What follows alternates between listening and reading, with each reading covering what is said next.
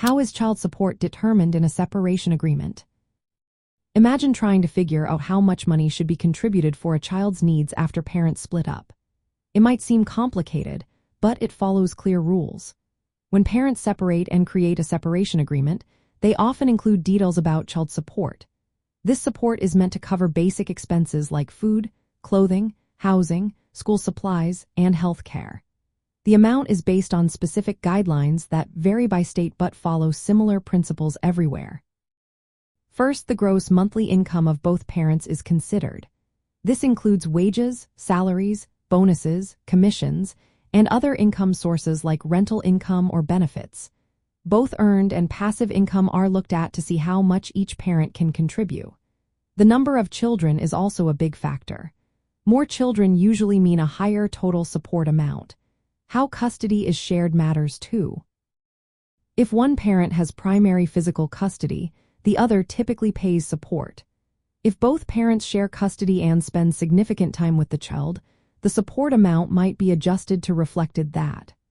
Additional expenses like medical costs not covered by insurance, daycare, or health insurance premiums are added into the calculation.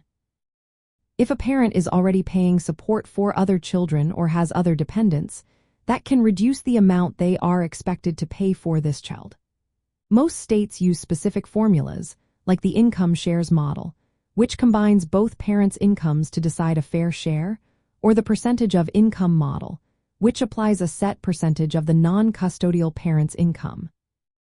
Parents can agree on a different amount in their separation agreement, but the court will review it to ensure it is fair and in the child's best interest.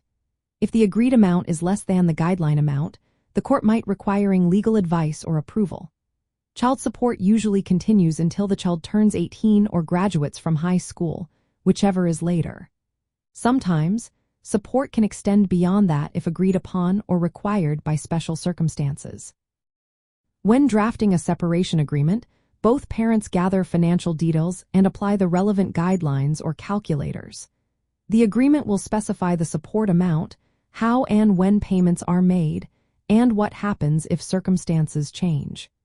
Courts review these agreements to make sure they meet legal standards and support the child's well-being.